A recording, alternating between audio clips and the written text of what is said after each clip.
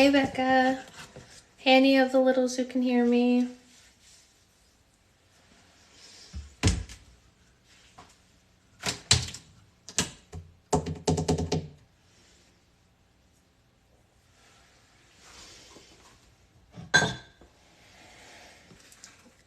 Good morning.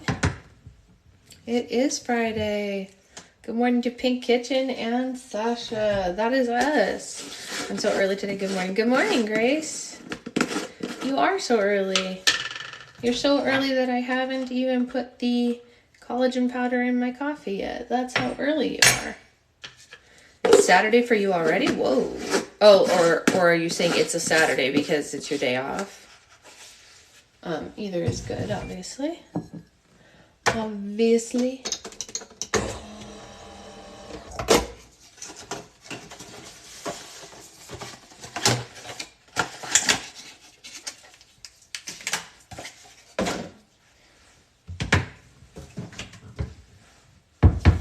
What's everyone drinking this morning? Anything interesting? Okay, Snape, yes.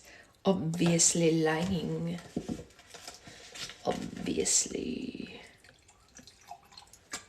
I'm super early because I'm at the lab and we need a body double. You know what? We'll take it. I'm here before you start reading. What in the world? Strawberry lemonade. Yummy. No drink, so sad. That is sad. You need to have a drink, Becca. You need to have a drink. I vote get something to hydrate you.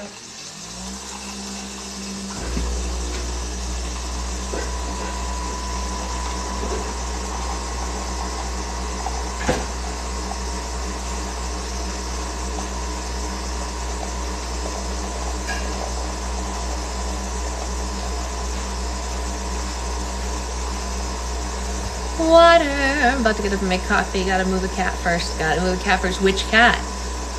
Which cat is the question?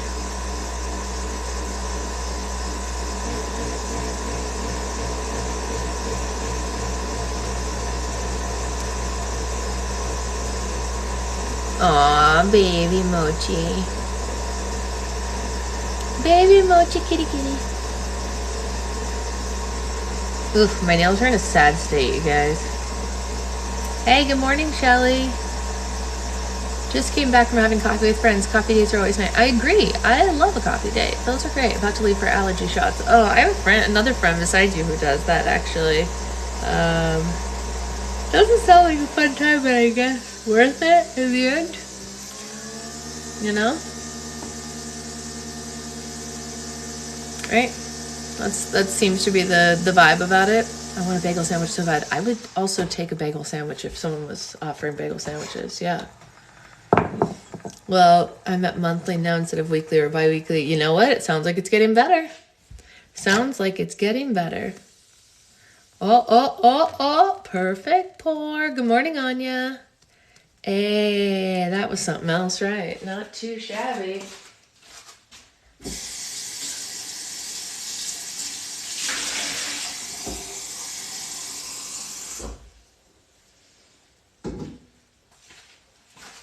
Not too shabby. It is delicious, Erin. I need coffee to survive. Morning, Amanda. All right. Back. I love this cup too. This was my Italy cup. I got this cup when I was in Florence, and it was my first week living there, and I went to like a local little store to look around, and they had this mug, and I said to my friend who was with me, I said, you know what, I'm gonna get that mug, and that's gonna be, morning Julia, my coffee mug the whole time I'm in Italy, and I used it every morning to drink my coffee the whole time that I lived there. It was really, you know, just like a thing, and then I brought it home with me. It came from almost like a mini IKEA over there, which is, it's not an IKEA, but like a little store that like had stuff like IKEA has. A gumball machine. That's cool. It says biscotti with the definition on one side, and on the other side it says latte. So it's biscotti and it's like cookies and milk basically. So you guys might be thinking of like the traditional biscotti as you see it when you get biscotti here in America, but biscotti just means cookie. So one side says cookie and one side says milk. So it doesn't mean like those almond things that you get at like a cafe and dip into things. It just means like any cookie, and milk. Yeah. It's a cookies and milk cup. How do you get a gumball machine that fits your Nespresso pods? I would do that. But it seems like it would have to be a pretty big gumball machine, right? Sorry, excuse me. Yeah, no, cookies are great. Listen, no complaints. Oh, it's just like what you have with your morning coffee. Yeah, exactly. Yeah. Paint it pink instead of red. Yeah. Or make it look like it's dripping.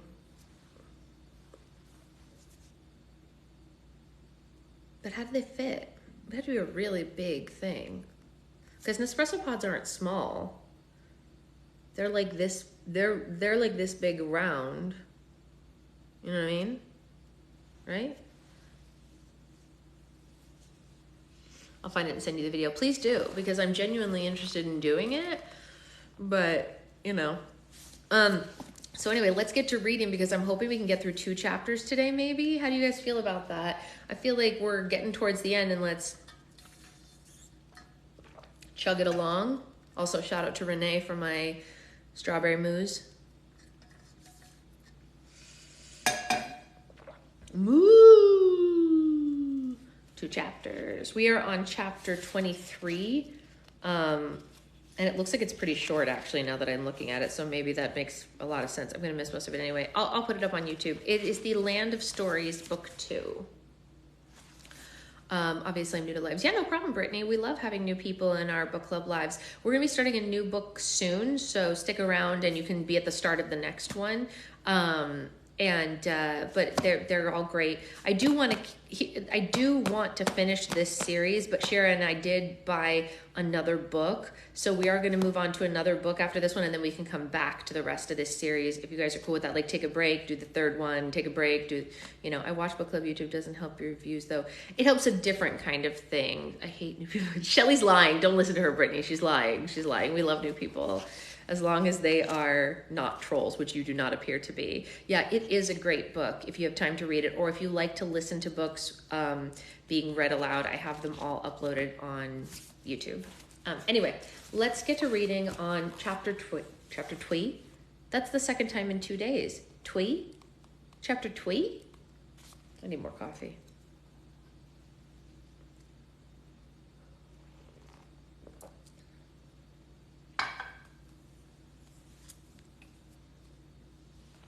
As long as they are online.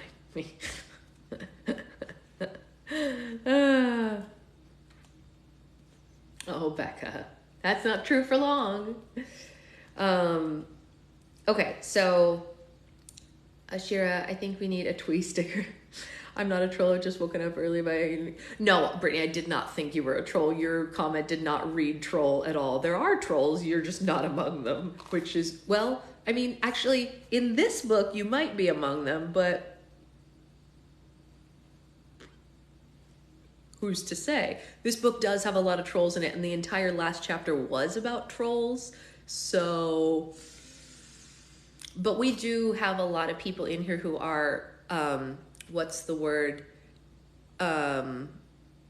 Abruptly awoken by tiny 3-year-olds often. So I'm a fairy, at least I'd love to be. Honestly, same. Brittany, I don't know if you saw it, but I went to the fairy pools recently. And I told you guys this, right? About how my sister reacted to me trying to call the fairies from the fairy pool. When we got back from the fairy pools and we were showing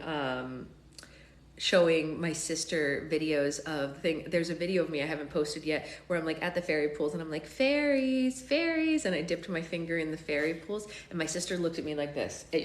Most of the people on here know Catherine, and she went like this. She looked at me and she went, "You're an idiot." And Seeker boyfriend, who knows Catherine but like isn't in tune with her like vibe quite yet, was like, whoa, like that. And she goes, "You're gonna get kidnapped, and then what am I gonna do?" Because she wasn't calling me an idiot for trying to get to the fairies. She wasn't saying like, oh, you're so dumb, that's not a real thing. She was like, you're screwed. What are you doing to me? So yeah, you're gonna get kidnapped. So we are a fairy friendly family over here. Yes, cheerful 3-year-olds in the morning. The fae's gonna come. I can't wait to show you guys that video. There's like 5 videos. The secret boyfriend, last night we were talking and he was like, how come you haven't posted the cannon video yet? How come you haven't posted the sheep video yet? I was like, sir, I can't only post videos that you made in Scotland. No, I haven't seen Get Over It. Gustav is great. He just had a checkup 2 days ago and he's quite chunky. I found a link for the Gumball Pop machine. Ooh, send it to me. She's lucky she's cute. They make them cute on purpose, Brittany. That's the whole game. What's your YouTube channel? It's Broadway Crafts, George. Oh, George, I didn't even realize you were on here this morning. Good morning, George. Yeah, Secret Boyfriend needs to calm down about the videos. He was like super funny. He's like, you're never gonna post the canon video, are you? I was like, babe, I need you to calm down. Like, you don't even have social media. Why are you worried about which ones I do and don't post? You don't even have social media. Ah! This man. Anyway, I will post the canon video for you all. In case you're wondering how obsessed Secret Boyfriend is with the canon video, he took a screenshot from it and made it the background on his phone. So the canon video is very important to this man. My middle name is Faye. So, oh, you should just go by Faye in book club. Sir, if you want us to see them, post them yourself. Ooh, shots fired. Pew, pew, pew, pew, pew. He's not here. He can't even hear you. Anyway, this is a book that includes fairies, goblins, trolls, etc., and so on. And so if you like those things, this is the great book. I think our next book, wait, Shira, the second book that we bought has some fantastical element to it also, right? When we were at the store, right? I feel like it's upstairs. I'll show it to you guys tomorrow if someone reminds me, or later today in a video or something. But anyway, we have a new book coming up in, honestly, probably like 3 days. We're not that far from being done with this one. Yeah, the fairy book. Yeah, it is a fairy book, right? I thought I remembered that. It's not like, it's a little bit more, this one's by Chris Coffer. Yes, exactly. This one is by Chris Coffer, but the second book, or the book that we're reading after this one, is by a new author, but I feel like it was in the new adult section, not the young adult section. Is that right? I feel like that's true. Also, just so you guys know, are we skipping John's third book for a few? Just for a little bit, because we already pre-purchased these other books before John had put out the other one. And so I want to use the ones that we already paid for, you know what I mean? It's not that I don't want to read John's book. I just want to finish the stuff that we already bought and get them on the shelves. But what I was going to tell you guys was I was thinking about having a level of like, so there's a book level on the like stuff that I'm building for the Patreon, which obviously was the whole impetus for the Patreon, was so that I could write and share with you all. Yeah, I did. I don't think that, I'm not sure that multicolored microfilm beads exist yet. I think we could probably paint them, but I don't think that they're sold in multicolor yet, or any other colors than white at this time. But because there's that book club level of Patreon, I was thinking that maybe every once in a while we would have like a book that might not be appropriate to read here on TikTok and have it just over on the book club Patreon. I don't know. We'll see. Anyway, let's go ahead and read. It's not active yet, Tiffany. I'm still building it, and Secret Boyfriend wants to make graphics for it. He's very excited to make. Amazon has microfoam beads that are other colors. Really? Are you sure they're microfilm and they're not small? Because everyone else who sent me links last night, they were the 2 to 3 millimeter ones, and those are just the regular mini size ones. Microfilm are the really, really, really teeny tiny ones. But if you have a link, I'll take it. Email me any link you got. I have book recommendations that wouldn't be public live appropriate. Send them my way. We can read anything over there, I think, right? Isn't that like the whole vibe? I think you can do whatever you want. because it's like under lock. I don't know. Anyway, let's read.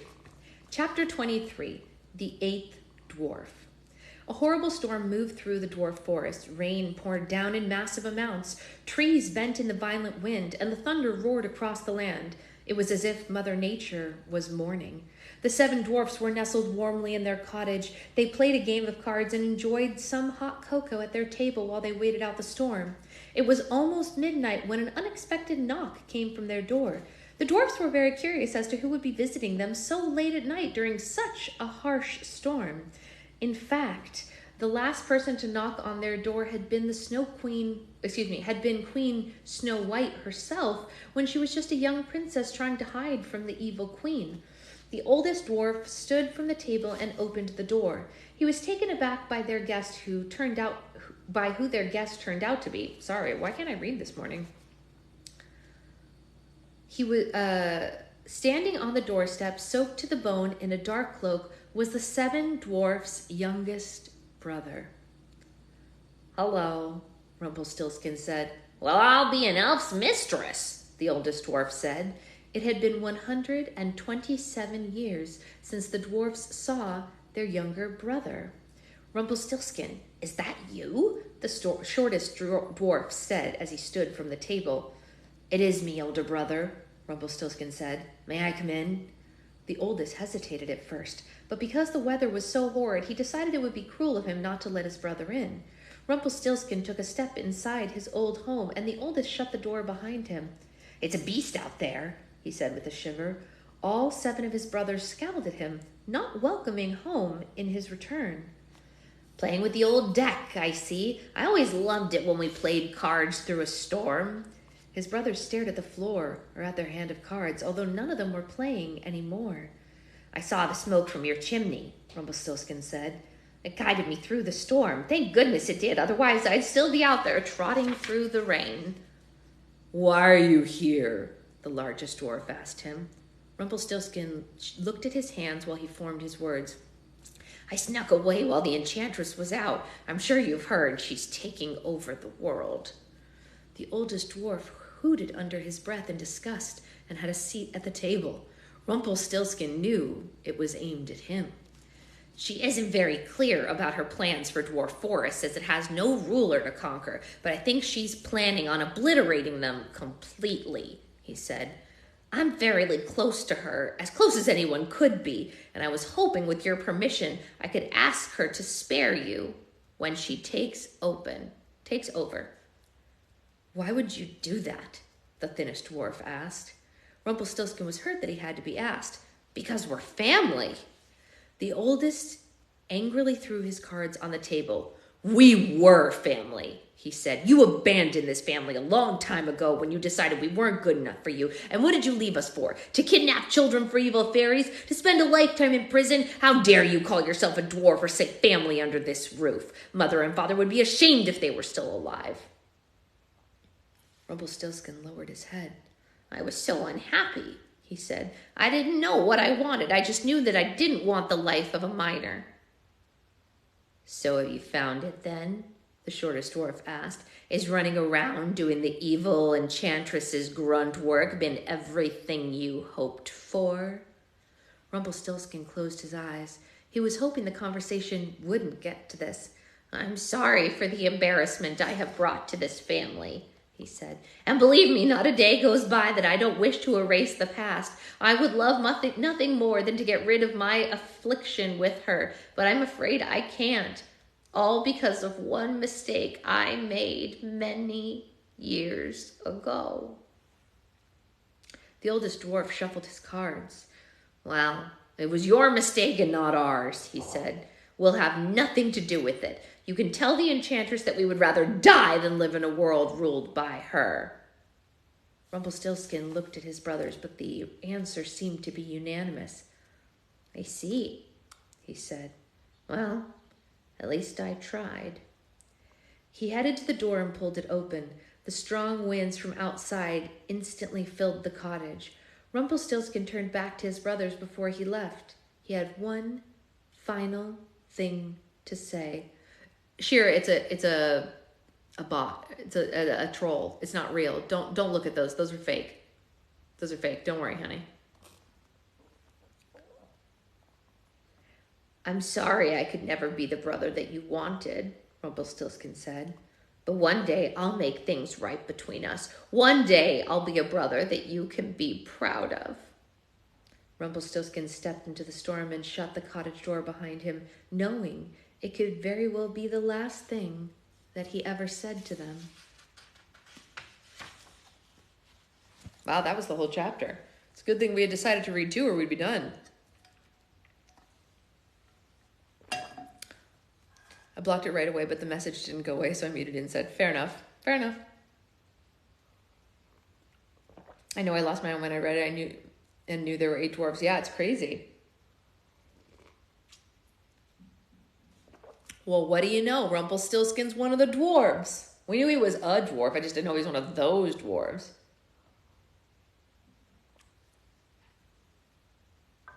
The more you know, am I right? The more you know.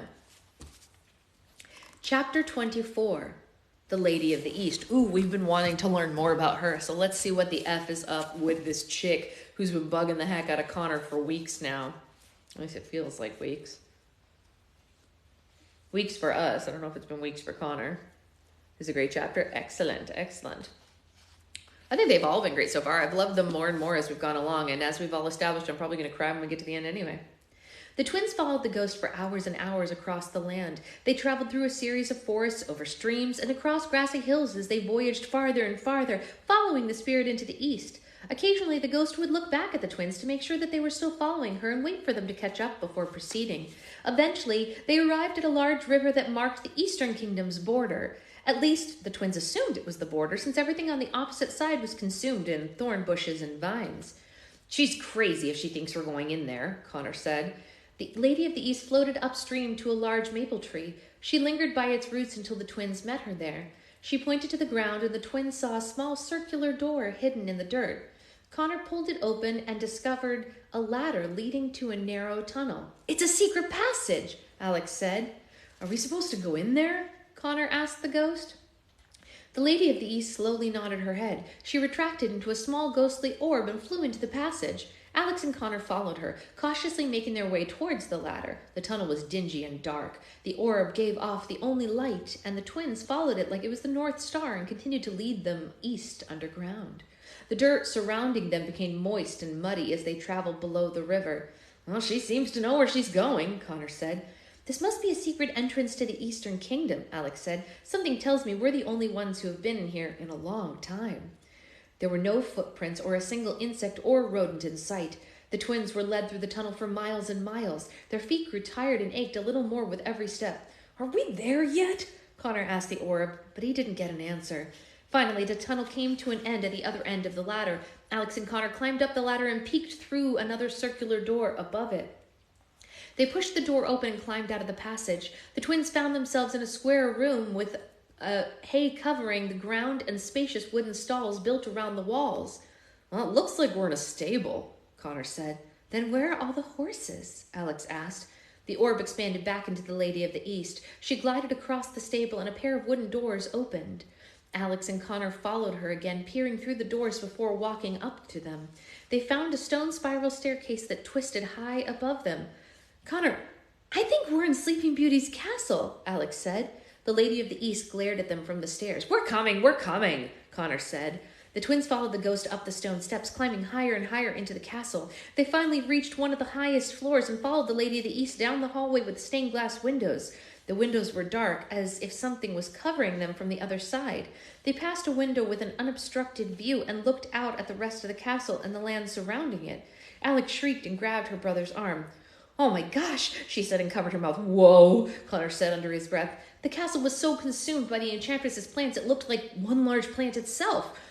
The thorn bushes and vines had wrapped around the castle, leaving nothing uncovered. The twins saw soldiers and servants and villagers spread throughout the land with vines coiled around them like serpents covering their prey. Some were pinned to the ground, while others were suspended hundreds of feet in the air over the castle, like ornaments on a monstrous Christmas tree. I don't see something like that every day, Connor said softly. The twins turned to the Lady of the East, and she floated farther down the hall and phased through a door.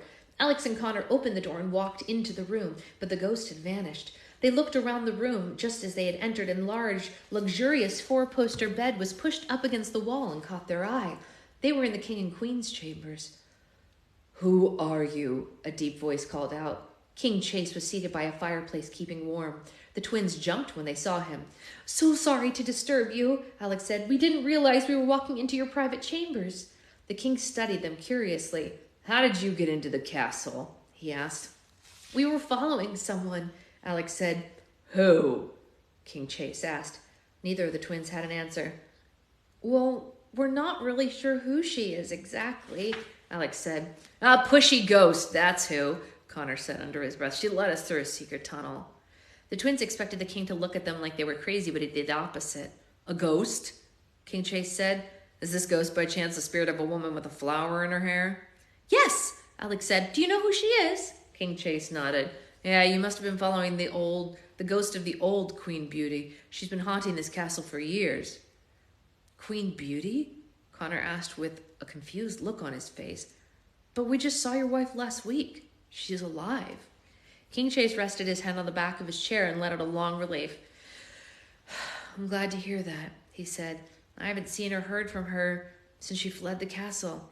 No one's been able to get in or out since the plans attacked." "So there are 2 Queen Beauties?" Connor asked. King Chase stood and walked to a portrait on the wall. It was of a beautiful woman, unmistakably the Lady of the East when she had been alive. "The ghost is the spirit of my wife's grandmother, Queen Beauty the First, whose she was named after," King Chase explained. "Historically speaking, my wife is Queen Beauty the Second. The world just knows her as Sleeping Beauty." "That's why she looked so familiar," Connor said. "Sleeping Beauty does look just like her grandmother." "The ghost only reveals itself to people she thinks can help in a time of need," King Chase said, and he eyed the twins. "I should know. I would never have kissed Sleeping Beauty and broken the sleeping curse if Queen Beauty hadn't been there to guide me into the castle." "Interesting," Alex said and studied the portrait. "Good morning, Renee." Beside it was another painting of Queen Beauty standing next to a large animal of some kind. It had thick fur, large claws, and a mane like a lion's. "Wait a second. Beauty," Alex thought. "Is old Queen Beauty the Beauty from Beauty and the Beast?" I just got chills. "Indeed," a woman's voice said. The twins and King Chase turned to see the ghost of old Queen Beauty floating towards them. "I came to live in the castle when I was a very young woman. I was meant to settle my father's debt with a king, cursed to live as a hideous beast, but when I fell in love with him, the curse was lifted and he became human again." The twins froze. "You can talk?" Connor asked. "Might have been nice if you explained some of this the first time you scared the crap out of me." "I apologize for my methods of getting you here," Beauty said. "I can only speak when I am in my home." Alex was fascinated by the heritage and silently thought on it, trying to make sense of it all. "So there were 2 curses in this castle broken by an act of love," Alex said. "What a coincidence." "That's not a coincidence at all, I'm afraid," Beauty said. "The curses were cast by the same person, Esmia." Both twins shook their head in disbelief. They weren't expecting this twist in the story. "Hold on," Connor said. "Esmia who turned your husband into the beast?" The ghost nodded somberly. "Yes," she said. "You see, Esmia fell in love with my husband long before I met him. When he could not reciprocate her love, she cursed him, thinking no one could ever love a beast. And then you broke the spell years later. She cursed your granddaughter," Alex said. "Guess she didn't like the name Beauty," Connor said with a shrug. "The enchantress has cursed every generation of my family," Beauty told them. "She bewitched my son into desiring a wife who could spin hay into gold. He eventually found a maiden who claimed to be able to do so, but only because she made a deal with Rumpelstiltskin to do it for her." "And Rumpelstiltskin's was working for Esmea at the time," Connor said, piecing everything together. "He spun the hay into gold in exchange for her firstborn child." "Wait, there's a theme in Esmea's attacks on your family," Alex said. "They all involve a spinning wheel." "But why? Well, before I came to live in the castle with the beast, my sisters and I spun thread in the village nearby, Beauty said. Esmea couldn't stand the fact that my husband chose to love a spinner rather than a great fairy like her. She's forced the spinning wheel upon my family ever since. Well, that takes a lot of effort, Connor said. Why would she put so much energy into cursing your family because of something that happened so long ago? The twins could almost see a small smile appearing on the ghost's face. The twins were following the story perfectly. Because the enchantress, above all things, values her pride, Esmea said, and my family has always been a reminder of Esmea's greatest loss and embarrassment. The twins felt their hearts skip a beat. Her pride, Alex said. That's it. The enchantress's most prized possession. Hey, Liz, how are you? Good morning. Good morning to all Swifties. Based on the end of the chapter, I think they'll defeat her with love and kindness. I mean, we'll see. That's why you brought us here, isn't it? Connor asked Beauty. You knew what we needed. The ghost of Old Queen Beauty nodded again. King Chase was just as caught up in her story as the twins were, still learning things about the family he married into. I have a question, King Chase said. Is that why you haunt this castle still? Because you're protecting your family against the enchantress? The ghost dismally lowered her head. In her scheme to take over the world, the enchantress imprisoned my husband's soul, just as she has your grandmother, Beauty said to the twins.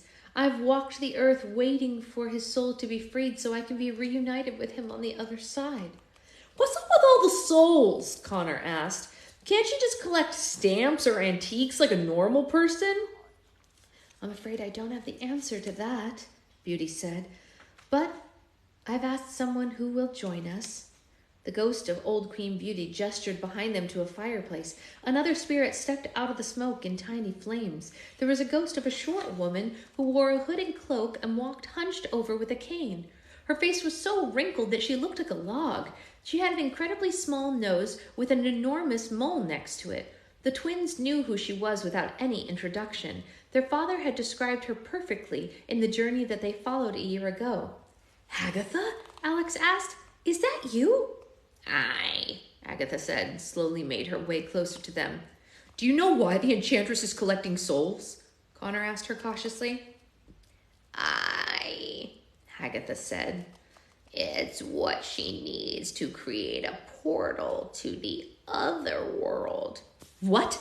Alex asked breathlessly. What do you mean, the other world?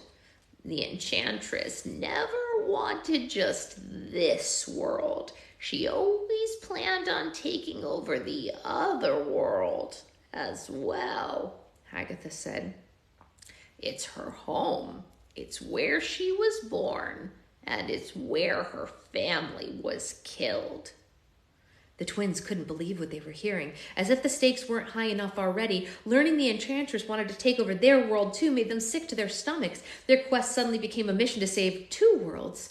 The mayhem she could cause on the other side would be catastrophic compared to the havoc that she had committed here. But our grandmother's the only person who can travel between the worlds, Alex said. Agatha and Beauty exchanged a remorseful look. There is another way, Agatha said. Something I learned when I was a young witch. It was an extreme spell I never thought anyone would be crazy enough to attempt. Until I met Esmea. And you gave it to her? Alex asked. I met her when she was still a good fairy in good standing, Agatha said in her own defense. She had been heartbroken a number of times and asked me if I knew how to create a portal so she could go home to the other world. And not thinking much of it, I made the biggest mistake of my life, and I told her. What was it? Connor asked. Agatha let out a long sigh. To travel into the other world, you must first master the 7 deadly sins of this world and conquer its past, present, and future, she said. It was the most intense collecting spell the twins had ever heard of. She has to master the 7 deadly sins? Alex asked. and conquer this world. Sorry, wrong voice. And conquer this world's past, present, and future? Connor asked. How does someone do that? Esmea spent a long time figuring it out, and unfortunately, she is very close to completing it, Hagatha said. What are the 7 deadly sins again? Connor asked his sister. Alex had to think about it. Lust, envy, pride, greed, gluttony, sloth, and wrath, I believe, she said. Connor gulped. Yeah, that sounds like the Enchantress, all right. And you said she's close to accomplishing it, Hagatha? The ghost of the old witch nodded. Esmea has imprisoned souls of her former loves to signify her lust. She strips others of their happiness to signify her envy. Having Rumpelstiltskin under her command connotes her sloth. As she slowly takes over this world with greed and gluttony, the world is exposed to the Enchantress's wrath, satisfying her pride, Hagatha said. But how is she conquering this world's past, present, and future? Alex said. By destroying the kingdom's historical landmarks. The Enchantress conquers the past, Hagatha explained. By forcing the rulers to hand over their thrones willingly, Esmea understandably holds the power over the present. And by kidnapping the heir to the throne of man and the heir to the throne of magic, she has encompassed the future. Ooh, she's wrong. She thinks she has the heir to the throne of man, but she doesn't. She's wrong. Or at least that's my assumption. The twins bobbed their head up and down and followed along. They looked to King Chase, but he was having an even harder time comprehending it all. Every move Esmea had made from the very beginning had been carefully calculated. So Princess Hope is the heir to the throne of man, Connor said, and that's why Esmea kidnapped her and tried kidnapping Sleeping Beauty as a baby? But who is the heir to the throne of magic? Alex asked. Ooh, that's the one she has wrong. That is where the Enchantress has made her greatest mistake, Hagatha said, happy to tell them about the one advantage they had over the Enchantress. She has taken the wrong person. The twins didn't understand what she was telling them at first. Connor looked to his sister and it slowly dawned on him. Alex realized everyone in the room was looking at her. Me? Alex asked and pointed to herself. That's why the Enchantress wanted to kidnap me? She thinks I'm some sort of heir to magic? Technically, you are the fairy godmother's only heir, Connor said. You're her grandchild too, Alex reminded him. Shouldn't you qualify just as much as me? Connor shook his head. Come on, Alex, he said. You know I've never wanted to be a fairy. That's always been your thing. Alex shook her head and looked at the floor, not wanting to believe it. No, there has to be some sort of mistake, she said. I want to be a fairy as much as the next girl. But I can't be the next fairy godmother. Didn't the unicorns bow to you when you came into this world? Beauty asked. Well, yes, but what does that have to do with anything? Alex asked. Oh, the unicorns only bow to those whose magic is strong, as Hagatha said. Esmea knew that if anyone could stop her, it would be another woman of both worlds with magic in her blood. Which is why Grandma made such a big deal about protecting us, Connor said. She knew Esmea would be coming after you. I bet she's known that you were going to fill her shoes since you activated the Land of Stories book. Alex kept trying to deny it to herself. What they were saying did make sense. It was such a huge reality to face, but an even bigger burden to bear. Had the situation been different, it would have been the most wonderful news she'd ever heard in her life, but they were talking as if she was now single-handedly responsible for defeating the Enchantress. You have to go back and get the others, another voice said in the room, and they all turned to see a third ghost appear. She was young and pretty, but shy and kept her distance. There was something about her presence and her voice that was so familiar to the twins, but they had had so many things to think about, they couldn't place who she was or who she reminded them of. This room is getting more crowded by the minute, Connor said. Who are you? The new ghost took a moment to answer, as if she wanted to remain anonymous. They called me Gloria when I was alive, she said, but quickly changed the subject. You've been gone for hours and your friends have started to worry. The Enchantress is planning another attack soon. You must return to them and finish building the wand. Wait, how do you know about the wand? Connor asked. The ghost of Gloria went quiet. I know you're much closer to finishing than you think, she said softly. almost sad to say it. Now you must hurry. Esme is planning to strike very soon. She's right, Beauty said and floated past the twins and headed to the door. It's time you headed back to the troll and goblin camp. The twins nodded, not wanting to cause Bob and the others worry more than they already had. Children, King Chase said before they left his room, if you see my wife, please tell her that I love her. No, Connor said, but you can tell her yourself when you see her next. He and King Chase shared a hopeful smile. Best of luck to you both, the king said. The twins followed the ghost of old Queen Beauty out of the room.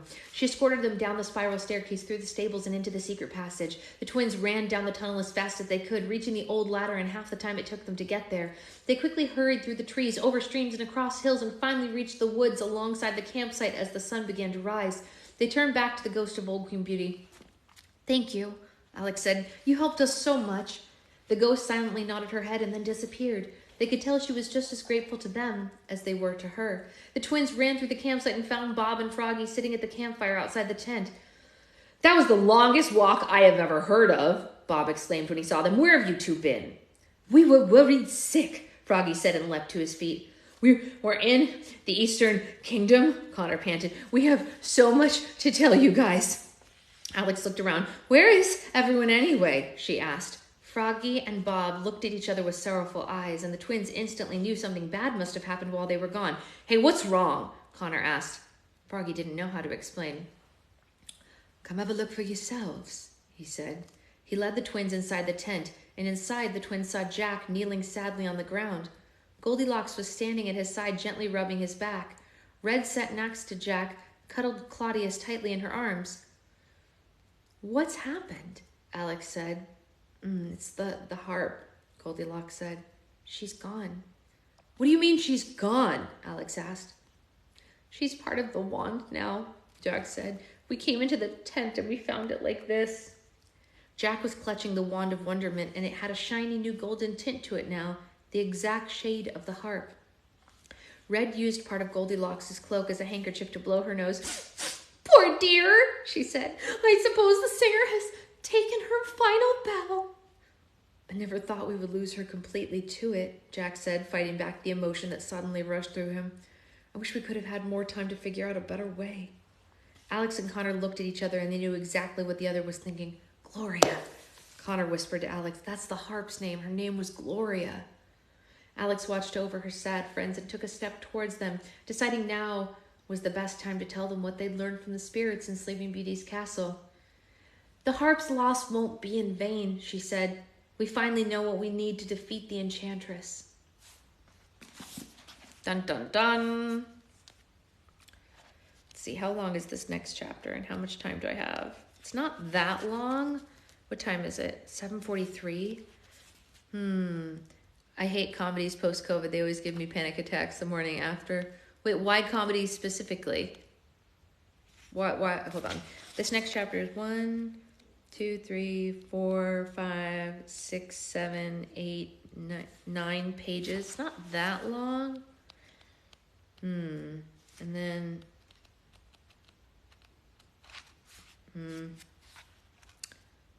We better wait. I laugh like a seal, so I wake up in the morning after. Oh, that's fair. That's fair.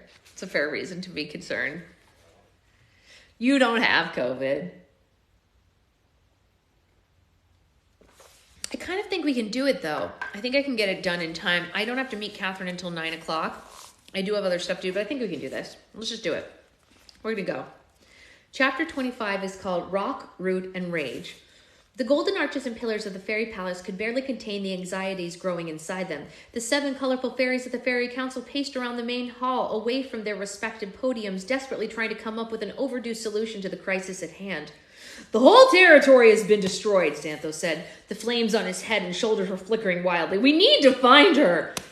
Every corner of the kingdom has been searched twice, and there's still no trace of her, said Esmeralda. But what do we do if we do find her? Skylene asked. We're no match for the Enchantress. Our magic is useless against her, Rosetta added, and she grows more powerful by the day.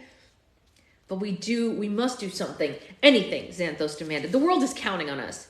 Tangerina had grown tired of his complaining. Even her bees were irritated and flew around her beehive with their stingers out. "Well, why don't you think of something to do then?" she said. "We've all been in here for days trying to come up with a practical solution. It's not like anyone's keeping it from you." "If we can't come up with a practical solution, then I suggest we come up with something impractical," Xanthos half-heartedly suggested. "Let's fight her at her own game. Who cares about honoring our fairy values?" The flames on Xanthos' soldiers flickered faster as he thought about it. "The world always looked to us to handle its troubles with peace and understanding. We cannot abandon those morals now. That's what the Enchantress wants," Esmeralda said. "You can't extinguish a fire by adding more flames. You, of all people, should know that, Xanthos. Then if we can't use our magic to stop her, let's gather all the witches and warlocks from the Dwarf Forest and Pinocchio Prison and have them defeat her," he proposed. Esmeralda massaged her forehead. "You want to set loose the witches and warlocks that we imprisoned?" she asked him. Xanthos' flames diminished and he slumped. She didn't have to elaborate for him to realize how bad of an idea that was. "Any more bright ideas?" Tangerina asked him. Xanthos turned to respond to her, but he had nothing to say. They were at a dead end. "What if we can't come up with an answer?" Coral asked in a tiny voice, petting her wet walking fish. Will all of us perish if we can't stop her?" The situation had finally reached a point that forced them to consider the consequences of failing. Esmeralda eyed her fellow fairies, angered by the sudden hopelessness. "Shame on all of you," she said, and walked around the room. She stared directly into each of their eyes as she passed them. "We are the Fairy Council, and if we lose our hope, all hope is lost for the rest of the world, and it's as good as gone. We cannot spend a moment humoring the thoughts of failure. As long as someone remains standing with a noble heart, there will always be a way for good to triumph over evil." The other fairies looked around at one another, inspired by Esmeralda's words. Moments like these were the reason Esmeralda was head of the Fairy Council. A small magenta flame abruptly appeared on the floor of the main hall. It came out of thin air, and it didn't appear to be burning anything but the air around it. Esmeralda gazed down at it and cautiously stepped away. "Brace yourself," she said, and her green eyes grew large. "We're about to have company." With the giant blast, the purple flame grew rapidly, and roaring magenta fire covered the majority of the room.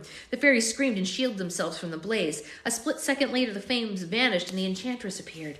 The fairies froze with fear. Esmea always knew how to make an entrance.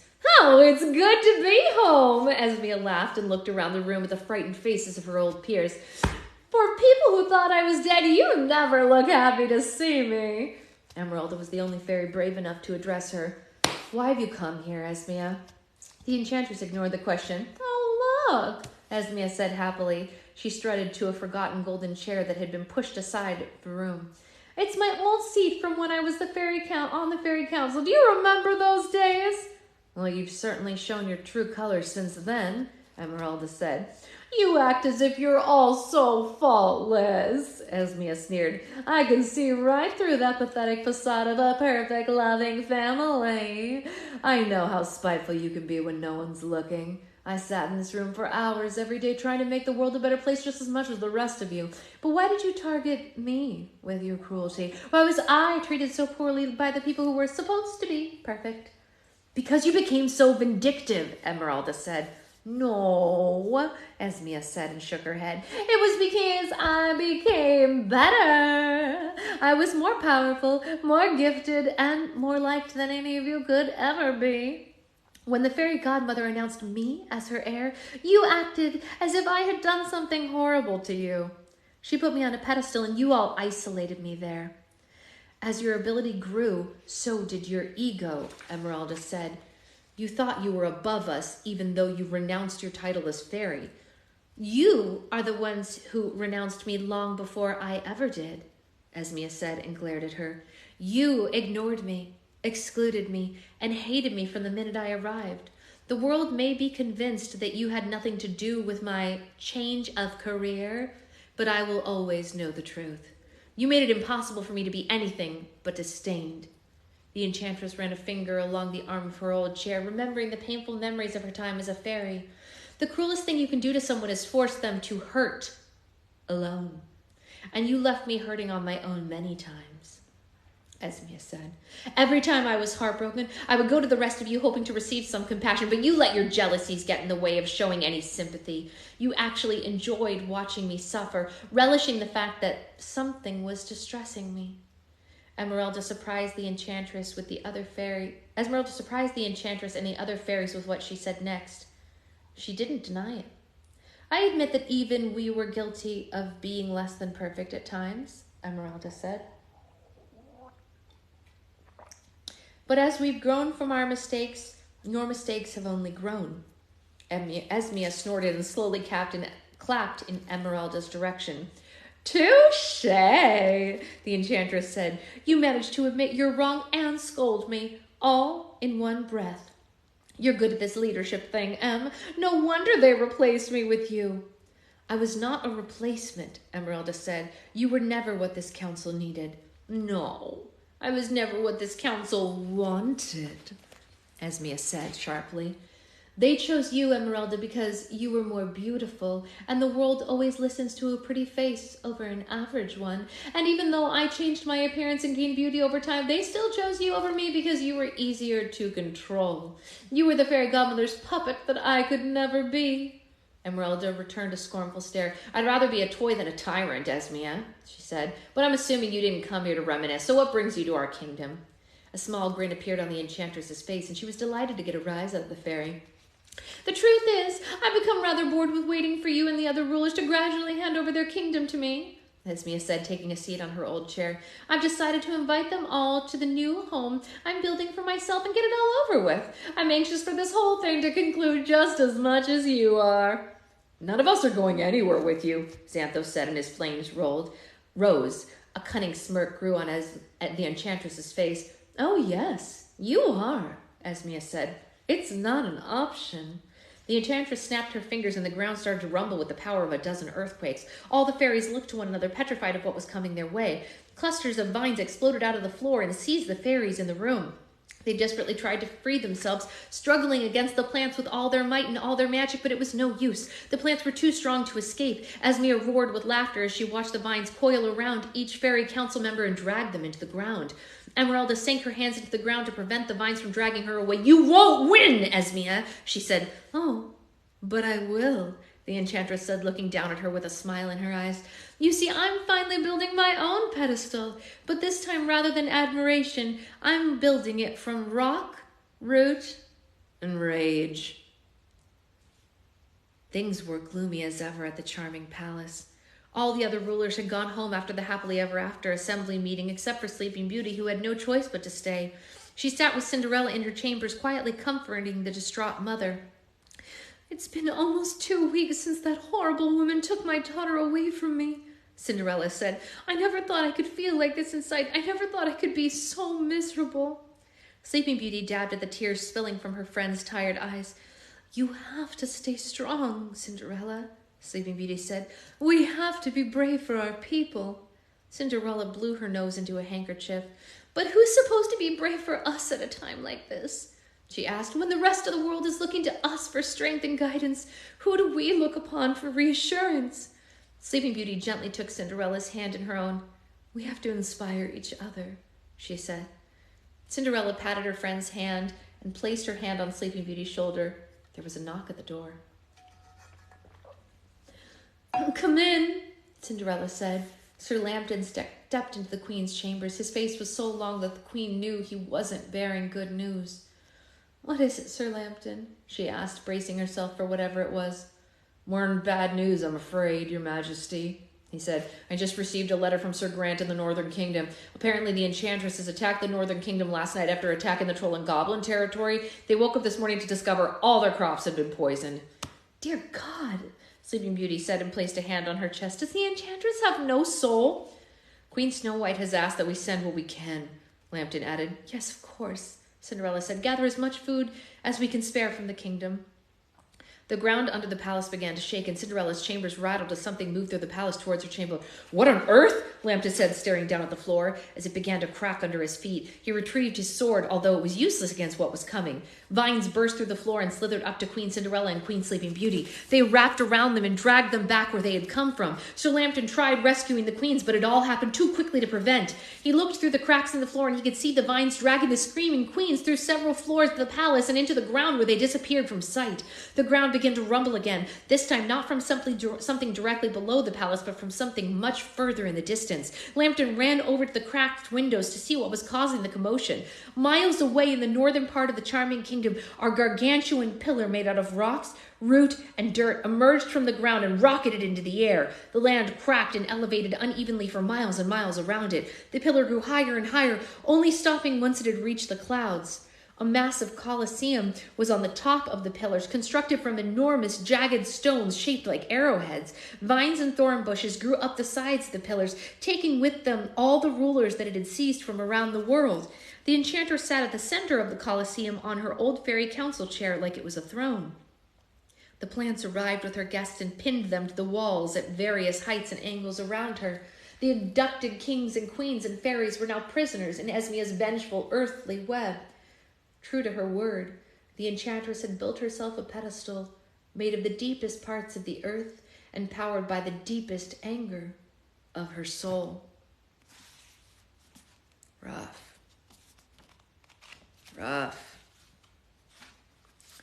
Well, we're at chapter 26.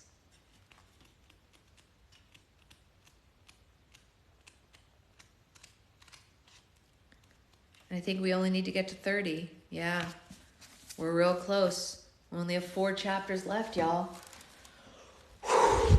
Rough stuff. All right, I'm going to go answer all the wild text messages I've received from Catherine while we've been on this live. And I will see you all later. Bye, guys.